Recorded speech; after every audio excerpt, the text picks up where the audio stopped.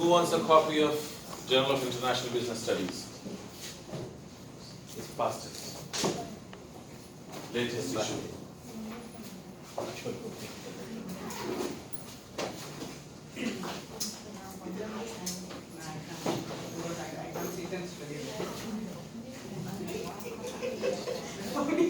I'm not able to see. How can I read the book?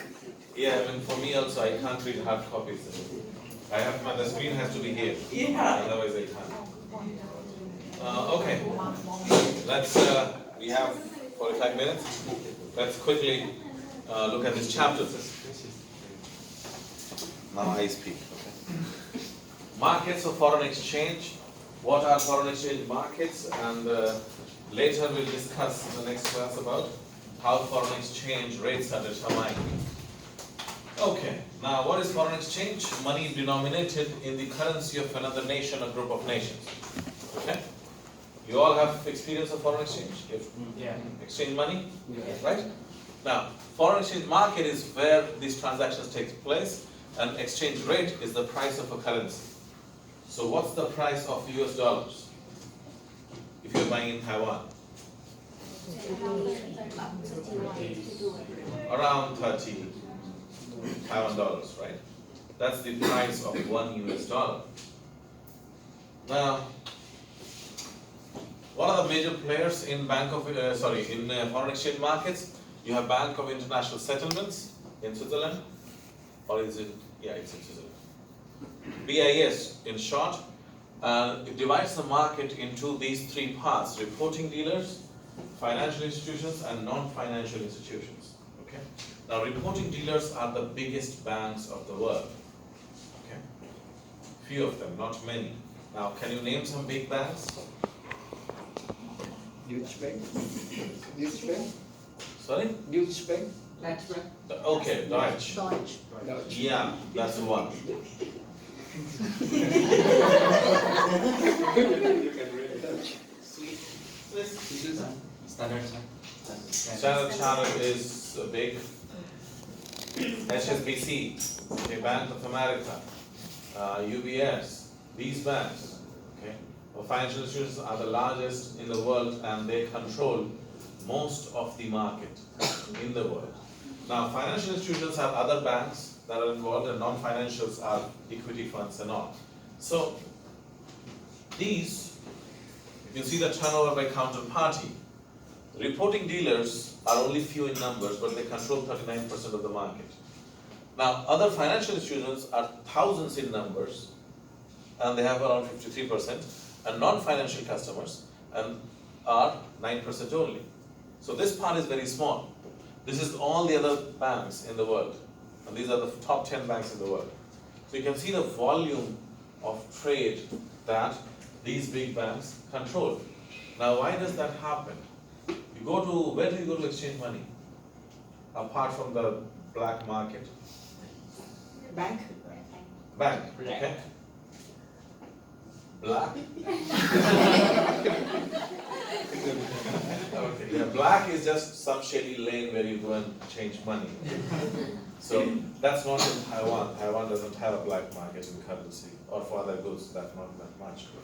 Okay.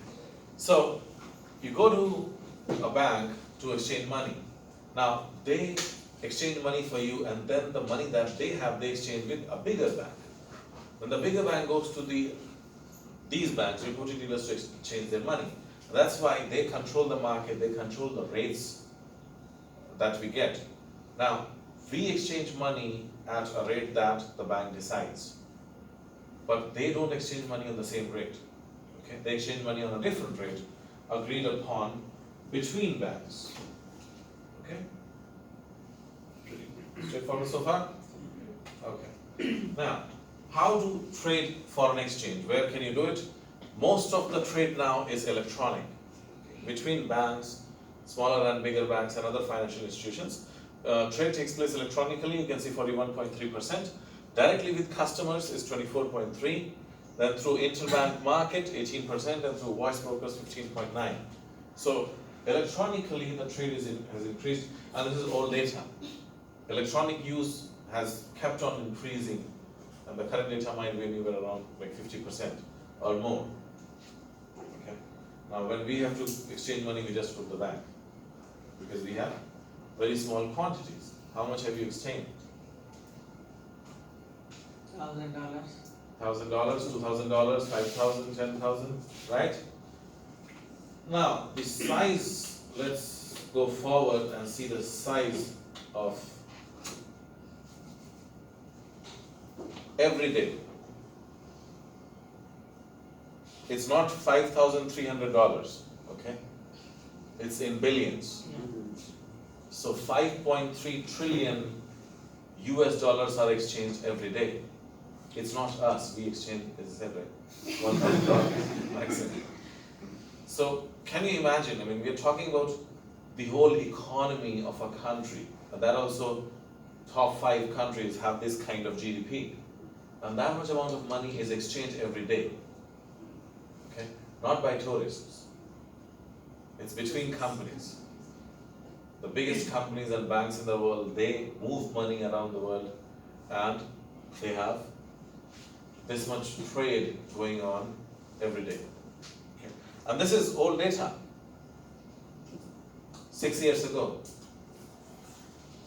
So you can imagine, I mean, this has kept on increasing over time and it has gone up in a big way. So that's, our contribution is like negligible in this. But yeah, that's the importance of foreign exchange markets today in the world. Okay, let's go back. Now, some aspects of foreign exchange markets. Foreign exchange markets have 2 segments. Okay.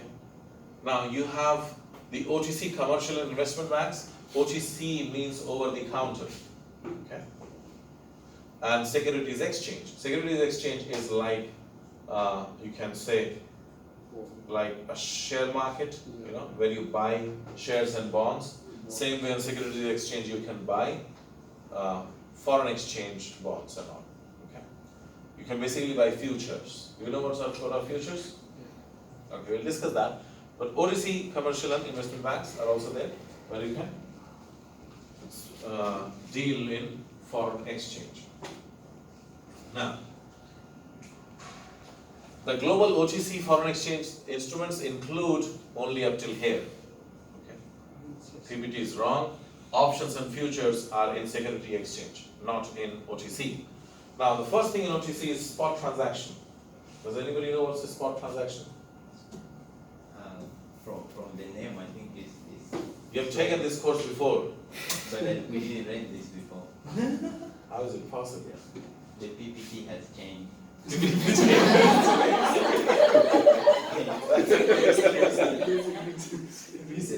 Yeah, I think spot transaction, from the name, I think is you do it like right away. Right? Yeah. Yeah. Spot transactions are transactions which are done within 2 days.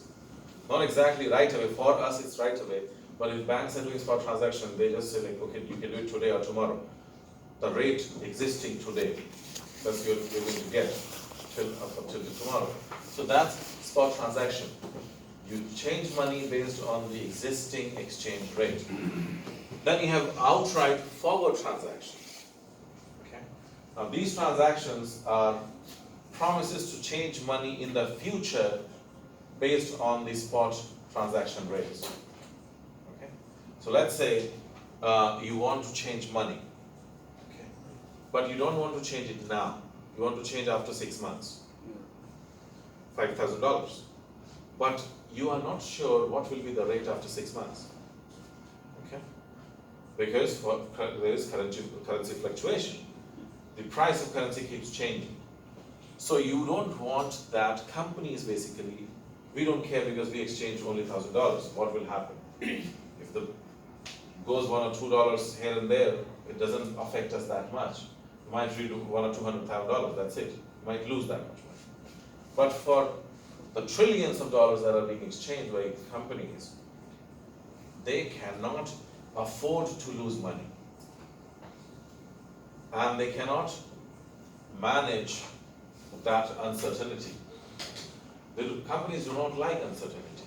So after 6 months, who knows what's going to happen?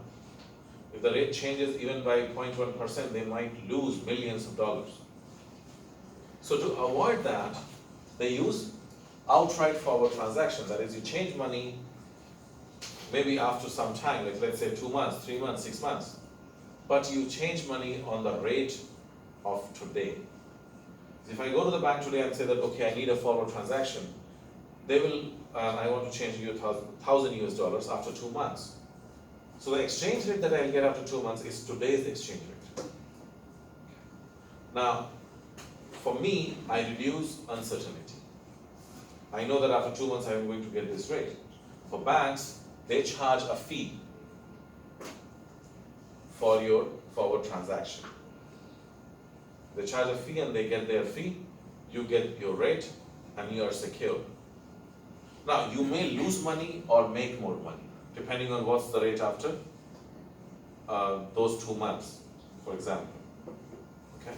So if the exchange rate changes in your favor, you make it doesn't affect you because you have lost money. Because if you would have exchanged after 2 months, you would have gained more. And if the exchange rate reduces, then you can say that you have gained, because you got a rate that was more favorable to you. So both things can happen. You might potentially lose money or gain money, but that uncertainty is removed because of a forward transaction. Now, FX swap is a combination of the first two. Swap means basically you do a spot transaction now and then a forward later. Now, for example, let's say that you get $10,000 from your buyer. Okay. Now, you are in Taiwan. Your payment was in US dollars. Then you got this 10,000. After 2 months or 3 months, you have to pay to your supplier the same $10,000. So what would you do? One option is to keep that $10,000 as it is, right? And make the payments after 3 months. But if you keep that money, that's just money, it's not capital. So companies do not generally do that. They don't keep money. They have to invest that money. So what they do is that they will first change the 10,000 US dollar into Taiwan dollars today. And at the same time, do a forward that, okay, I'll change back these Taiwan dollars into US dollars after 3 months to pay to the supplier. So you do a spot transaction from US to Taiwan dollars, and you do a forward from Taiwan dollars to US dollars at the same time. That's called an FX swap. So it gives you liquid money, cash, to be used at that time for those 3 months when you need them. And it also reduces uncertainty. So just a combination, and it's used depending on your need. Now, currency swaps are something that is similar. I mean, you swap the currency and then you swap it back, but it's slightly different in terms of its rates and all. Then others are options and futures. Now, options and futures are sold on security exchange, not over the counter. Options and futures, the difference is that in option, it's like a forward, okay? But you are not obliged to change the money with the bank. Now, in a forward, you draw a contract with the bank. Today's exchange rate, I'll exchange money, let's say after 2 months, and I do it at this rate, and you have to do it. In option, you don't have to do it. You decide with the bank, you draw a contract with the bank that, okay, I'll exchange $5,000 after 2 months at today's rate. When that after those 2 months, you check the rate. You're losing money or gaining money. So if you're losing money, you don't change according to the contract. You just cancel the contract and change money on the spot. Okay. Understand? What happened with the bank, Professor? The bank They- charges you higher fee for an option than for a forward. I mean, they manage the big money with their own strategy, or they reallocate to the others company. It doesn't matter. See, banks, they don't have to, like, they have deposits, right? So it doesn't matter for them. Now, they charge a higher fee for an option. Why? Because you might not change money. So if you don't change money with them, they charge a higher fee to cover for their losses. So for you, you might gain money, you might lose money with forward, but with options, you just lose some money based on the fee that you paid. Okay. So option gives you the option to dishonor the forward contract that you have made. Understood? Okay. Now futures are also similar to forwards, but there is a difference, that is forward is the amount and time are decided by you. In future, these are based fixed amount and fixed times. Like you buy a future for $5,000 for 6 months. You cannot change it to 4,000 if they're only selling 5,000 and for 6 months. But in forward, you can say that, okay, I want to change 4,192 after 6.1 month. Okay. That's the option we have. You can exactly decide the time and the amount. In future, you cannot decide the time and amount. There are just certain futures being sold. You choose one which suits you and you just buy that. Okay? So people make investments in these to earn money. Okay, you buy it now when it's cheaper, and then maybe at that time you exchange it and you get a better price by selling it to somebody else. Okay? So that's what companies use. Usually companies do not go for futures because companies are not in the business of making money on the foreign exchange market. They use outright forward and FX swap a lot. Currency swaps are used mostly by, it's more like counter trade, so it's used more by countries than companies. Any questions here? Okay. Now what is done a lot, you can see FX swap, as I said, 42%. Currency swap, not that important. Outright forward 13, spot transaction 38, and options and others are 6.3. So the main instruments, as you can see, are spot transaction and FX swap, used by companies, governments, and tourists alike all over the world. We don't usually use forward swap, as I said. It doesn't matter to us if currency changes. Now, this is again 5.3. US dollar is the most important currency in foreign exchange market, and it appears in around 80% of all transactions, both sides. London is the main foreign exchange market in the world. Why London? Why not New York? Why not Japan? Why London? It's just because of their location, because they are placed in the middle, around. When London markets are open, they can, at the same time, they can transact with the East and West because of their time zone. That's it. Otherwise, nothing important. Most commonly traded currency, Euro, USD, and USD, Japanese yen. That reflects the business that happens. I mean, there's a lot of business between Europe and US and US and Japan. So that's why you see this kind of volumes. Now, you can see the percentage. US dollars involved in around 87% of all worldwide transactions, different years, for different currencies. So, US, Euro, Yen, Pound, Australian dollar, Swiss franc, and then you come to others, all others, 31%. This is data until 2013, but not much has changed so far. So these are the main currencies. If you are saving money in foreign exchange, these currencies are the ones to save in. Okay? Not in your own currency, it's not that useful. And always save in a basket of currencies, meaning if you have that much money, different. Don't keep only US dollars. US dollars, euros, yen, everything. All colors. Okay. Now, geographic distribution, as you can see, because of its location, UK, almost 41% of trade takes place there, and they earn a lot of money doing this transaction. You might be thinking that UK doesn't do anything, they don't make anything anymore, they don't have any services, how are they making money? That's how they make money, a lot of it, okay?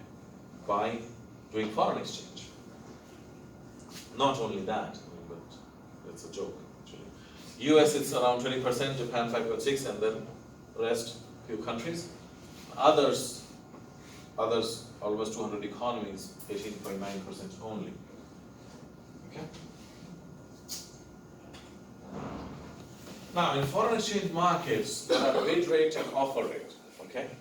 Bid rate is the buy rate at which traders buy foreign exchange, and sell rate or offer rate is at which they sell it, and spread is the difference between bid and offer rates.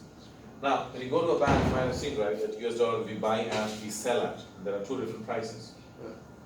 Now, the difference is their profit. Okay? So, when I said that in UK they make money by doing foreign exchange, the spread is the profit of banks. So that's what you're making. The spread can be big or small. Like in Taiwan, the spread is very small. Okay? Buy and sell, the difference is less than $1 Taiwan. Some cases can be very high, like in India, if you exchange money, it can be almost 10 units of currency, like 1 USD is 70. If you buy, 70 is the mid-market rate actually. Okay, and one thing, when you check on Google exchange rate, that's the mid-market rate. That's not the correct exchange rate. Okay? Buying and selling rates are different from that. It's basically the average. Right? So, the spread can be huge. Like in India, we have a huge spread. Like 1 rupee, 1 US dollar can be like buying at 60, selling at 70 or more. 10, 12 rupees gap is there in buying and selling rates. But in some countries like in Taiwan, it's very small. So depending on that and the amount you're changing, this changes. Okay? The buy and sell rates are not fixed rates. They change. It's like, okay, let's say that you buy something, only 1 or 2, any product, okay? You get a certain price. But if you buy in bulk, you get cheaper rate, right? Yes or no? Yeah. Same thing is with currency. Treat currency as a commodity. That's how it's treated in the market. If you exchange more, the rates are different. If you exchange less, the rates are different. So, the spread is the profit, please remember that. Yes. The bid, right? This is like the rate at which the trader buy foreign exchange. Right? So when we do an online transaction, right? For example, I want to buy something online, let's say from another country. Let's say I want to buy it from Let's say you buy from US. Yeah, US, something like that, right? So when I use my card, does it mean that they exchange Taiwan dollars to US dollars, right? So it's like using that the larger number, right? They charge, most these systems will charge you in US dollars. Exactly. So it means that technically they exchange Yeah. money. It's like I'm buying US dollars somehow, right? Not exactly. See, it depends. If you're buying US dollars from your bank, they are getting paid in US dollars, but your bank is selling you US dollars, and then they charge an exchange rate. Oh, okay. So if you see, if you do any foreign transaction with your credit card, for example, you get the price and plus there is some money for the exchange rate. You see that? Yeah. So banks, like your bank, paid the retailer Amazon, for example, in US dollars, and then they change the money for you. So they charge you an exchange rate. And they don't check the other guy. No. No, right? So it's only. They charge you. All right. Okay. That depends. I mean, if you pay, like for example, if you pay through credit card, certain retailers might tell you that it will be extra, 2% extra, because they have to pay to the bank. So that depends on what kind of transaction is going on. Even without exchange rate, sometimes credit card companies charge money.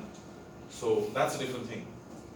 But exchange rate, because you are exchanging money, you are paying the exchange rate. Companies don't do that. I mean, they don't pay for you. Okay? But in some cases, there are options, like you can pay in the local currency. So in that case, the opposite thing happens. I mean, you pay in local currency, but they have to exchange. So the company from whom you are buying, they pay the exchange rate. Understood? Okay. Now, you can quote the currency exchange rate in two terms, American terms and European terms. Okay? So in American terms, the number of dollars per unit of foreign currency. So if you write in American terms, one Taiwan dollar is equal to 0.03 US dollars. That's the American code system. I don't like it, it's confusing. Because US is a strong currency, all other currencies like 0.03. I like the European code. 1 US dollar is equal to 30 Taiwan dollars.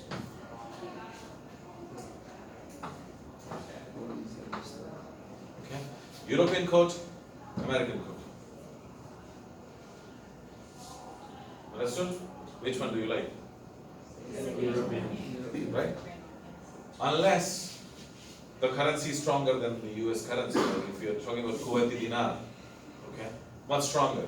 Stronger in the sense that much higher exchange rate in that case. Now imagine writing Indonesian rupiah in this time. Now, this will be 14,000, right? So obviously you're going to like this one, because if you have to write in this way, 1 Indonesian rupiah is equal to, I don't know how many zeros it is. I went to Bali to feel that I'm a millionaire. Just exchanged some money and it was in millions. And Vietnam is actually 28,000, right? How much right now? 23,000. 23,000. 1 US dollar is $23,000.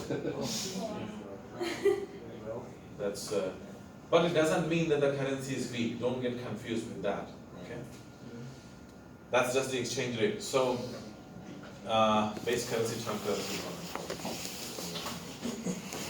Okay. Now you remember I said that you lose money or gain money. Forward discount is when the forward rate is less than the spot rate. Forward premium is when the forward rate is greater than the spot rate. So you don't get to, if you have a forward, you have to exchange money with the bank. You're obligated. But you can cry or be happy. So it's premium or discount, depending on what the exchange rate is has become. Now, option, the right but not the obligation, as we discussed earlier, to trade a foreign currency at a specific exchange rate. Futures, again, defined as specific as exchange rate in advance of the actual exchange rate, not as flexible as a forward contract, because you cannot decide the time and amount, just to buy it. Any questions here?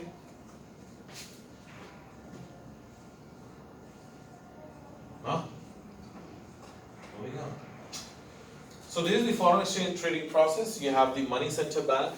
These are the big banks that we are talking about. Now they deal with another bank, let's say. Then that deals with a US company here. US company deals with a broker. The broker deals with options, future exchange markets. They are dealing with another broker, and that's dealing with another company, another financial institution, and back to money center bank. So you can see that how the big banks are involved at the center of all the trade that's going on, and these are the flow of money in different currencies. Okay, so it all comes back to the same bank. So that's how money flows between all these financial institutions and stakeholders. Okay. The top banks in the intermarket currency, they do these things. They handle trade in specific market locations, engage in major currency cross trades, deal in specific currencies, handle derivatives. These are just some kind of financial instruments, like forward option, future swaps, and conduct key market research. That's the main job of the big banks, apart from taking our money. Okay. I don't like banks. I prefer to keep my money under my pillow or in a sock, especially in Taiwan, because they don't give any return on your money. Okay, now see these banks. Deutsche, okay. Citi, Barclays, UBS, HSBC, JP Morgan, RBS, Credit Suisse, Morgan Stanley, Goldman Sachs, all the evil, corrupt people there. No, I'm not saying that it's all bad, but bankers, nobody likes bankers and lawyers, right? My father is a lawyer, so I'm a bit, but still I say the same thing. Nobody likes them. So, you just get an idea of the amount of trade that they are doing and the market share that they have in different areas, regions of the world. Okay? Most of us won't have accounts in these banks. Does anybody has any account in these banks?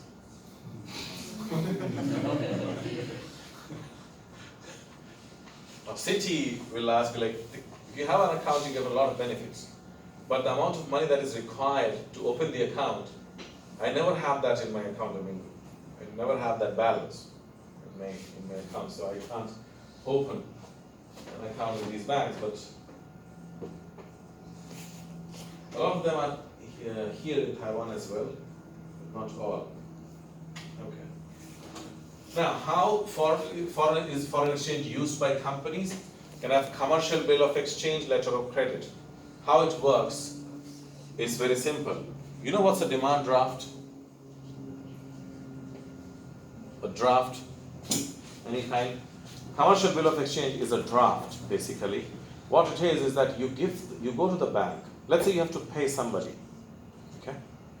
And instead of paying cash, you want to give them, and you don't want to pay by cash or by a check.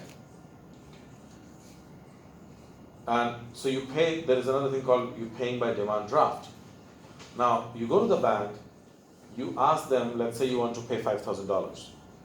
To make a draft of $5,000 in the name of the company to whom you want to pay.